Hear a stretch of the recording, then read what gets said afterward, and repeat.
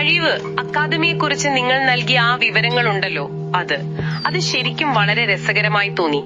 ഒറ്റ നോട്ടത്തിൽ അവരുടെ ഈ A to Z ജീവിത നൈപുണ്യ ചട്ടക്കൂട് ഒരു സാധാരണ സെൽഫ് ഹെൽപ്പ് ഗൈഡ് പോലെയാണ് തോന്നിയത്.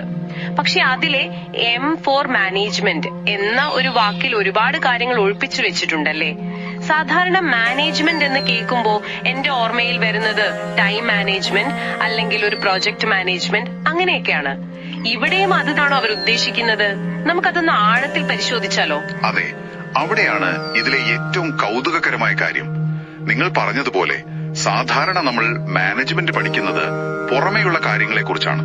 സമയം, പണം, പ്രോജക്റ്റുകൾ, ആളുകൾ, ഇതൊക്കെ എങ്ങനെ നിയന്ത്രിക്കാമെന്നാണ്. എന്നാൽ കഴിവ് മുന്നോട്ട് വയ്ക്കുന്നത് നേരെ തിരിച്ചൊരാശയമാണ്.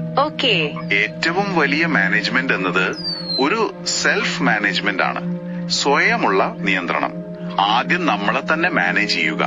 അപ്പോ പുറമെയുള്ള ലോകം തനിയെ ശരിയായി കൊള്ളുമെന്നാണ് അവരുടെ വാദം. ഇതിന്റെ എല്ലാം അടിസ്ഥാനം നോക്കിയാൽ അത് പതഞ്ജലിയുടെ യോഗസൂത്രത്തിൽ നിന്നാണ് വരുന്നത്. ചിത്തവൃത്തി നിരോധം എന്ന ആശയത്തിൽ നിന്ന്. ചിത്തവൃത്തി നിരോധം കേൾക്കാൻ അല്പം സങ്കീർണമായി തോന്നുന്നുണ്ടല്ലോ. എന്താണ് അതുകൊണ്ട് ലളിതമായി ഉദ്ദേശിക്കുന്നത്?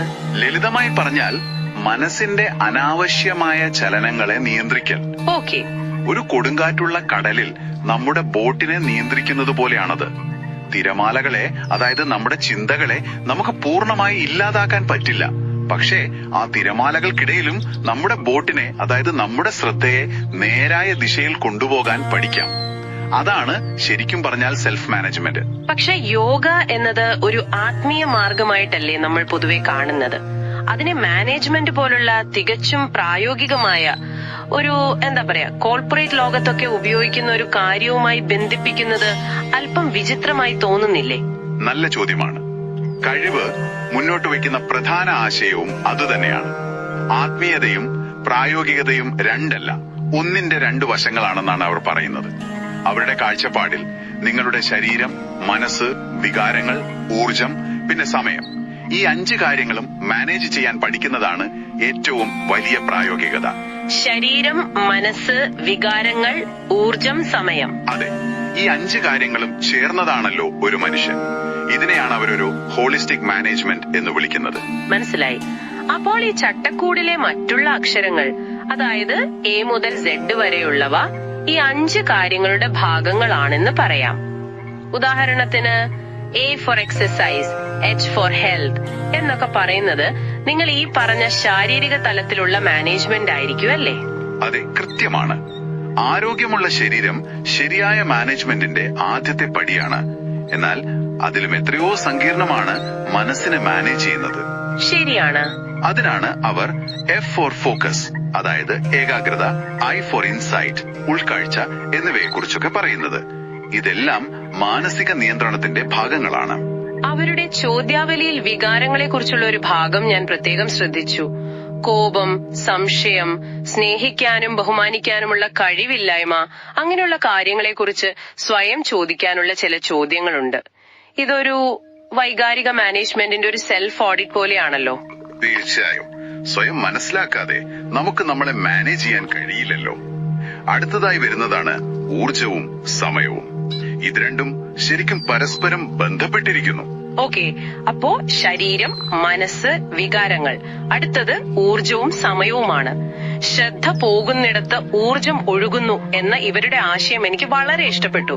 ഇത് പ്രൊഡക്ടിവിറ്റിയെ കുറിച്ച് നമ്മൾ ചിന്തിക്കുന്ന രീതിയെ തന്നെ മാറ്റുമല്ലോ. സാധാരണ നമ്മൾ സമയം മാനേജ് ചെയ്യാനല്ലേ ശ്രമിക്കാറ്, ഊർജത്തെക്കുറിച്ചോ ശ്രദ്ധയെക്കുറിച്ചോ അത്ര ചിന്തിക്കാറില്ല.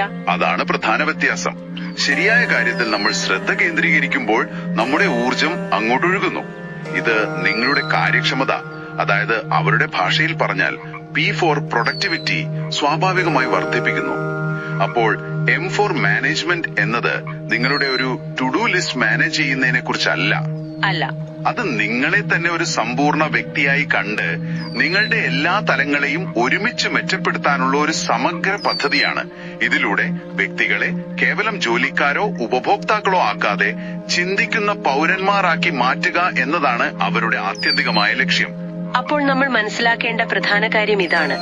അടുത്ത തവണ നിങ്ങളുടെ ജോലികൾ തീർക്കാൻ ബുദ്ധിമുട്ടുമ്പോൾ ഒരുപക്ഷെ പ്രശ്നം നിങ്ങളുടെ സമയക്കുറവായിരിക്കില്ല, നിങ്ങളുടെ ശ്രദ്ധയുടെയും ഊർജത്തിന്റെയും മാനേജ്മെന്റിലെ കുറവായിരിക്കാം.